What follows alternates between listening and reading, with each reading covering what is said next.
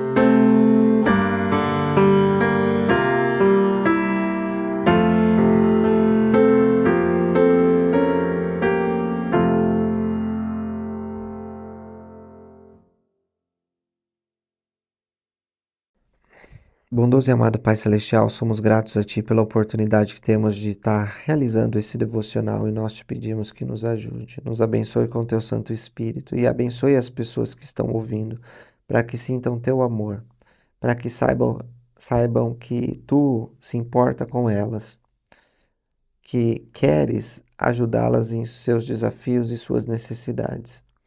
Em nome de Jesus Cristo. Amém. Amigos, amigas, deixa eu falar para vocês sobre a organização do templo. Os templos, eles são uma casa de ordem.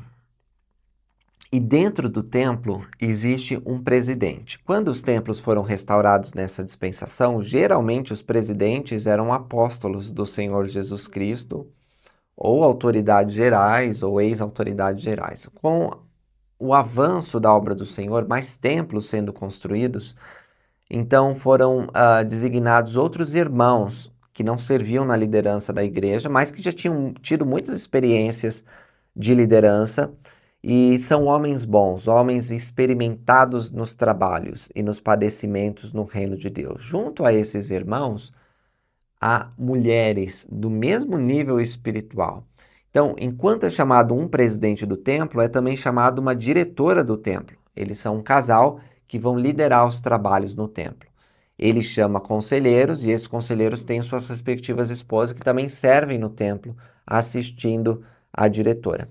Além dessa estrutura, nós temos os líderes e os oficiantes. Entre os líderes se encontram coordenadores, assistentes, treinadores. O templo ele tem uma estrutura que faz com que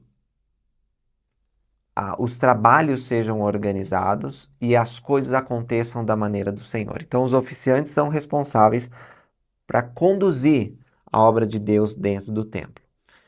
Se você nunca foi oficiante, talvez você não saiba, eu vou contar para você porque eu me tornei oficiante há não muito tempo atrás. Nós temos uma reunião antes do nosso turno. Então, para se tornar um oficiante, que é um trabalho voluntário, você procura os seus líderes na ala, o seu bispo, você tem uma entrevista com ele, às vezes tem uma entrevista com o presidente Estaca, mas precisa da autorização do presidente Estaca também. Dependendo da demanda do templo, você vai ser chamado a trabalhar. E aí, há um dia em que você é designado. Você pode negociar esse dia, né? Às vezes é um dia que você tem folga, às vezes é um momento que você não está trabalhando, como por exemplo, muitos oficiantes, eles vão de noite depois do expediente deles, outros vão de manhã porque trabalham de tarde e noite, enfim. O oficiante do templo, depois que recebe a designação, ele tem que frequentar todos os dias que está designado. E antes de começar o seu turno de trabalho voluntário, ele tem uma reunião de treinamento. E nesse treinamento são expostas situações que podem acontecer no templo, ele aprende sobre as ordenanças, a gente ouve testemunhos, canta hinos, é muito bom estar com os irmãos. Todos acordam bem cedo, no meu caso, né? Eu sirvo terça-feira de manhã, então a gente acorda cedo, vai para lá, tem irmãos que vêm de muito longe, 3 horas, então eles acordam, sei lá, 2 da manhã, 3 da manhã para estar no templo. É incrível ver a consagração de alguns irmãos e irmãs lá. Então, nós vamos servir aonde fomos designados. Alguns vão para o batistério, outros vão para o selamento, alguns vão para a investidura, iniciatória, há muito o que fazer. Alguns ficam no corredor, outros ficam na recepção, mas todos têm um sorriso no rosto pela oportunidade de servir naquele dia na casa do Senhor.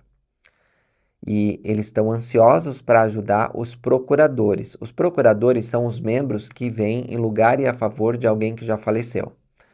Alguns dos irmãos vêm para receber ordenanças para si mesmo. E aí nossa alegria é até maior, porque temos a oportunidade de conduzir pela primeira vez uma pessoa para a casa do Senhor, deixando que ela tenha suas próprias experiências espirituais, mas sempre lá perto para ajudar ela com qualquer problema que ela tem. Então, a gente ajuda mostrando onde que é o vestuário, onde pega a roupa branca caso ela não tenha trazido, e onde que é a sala, onde que é a capela. É muito legal quando vem alguém pela primeira vez receber suas ordenanças.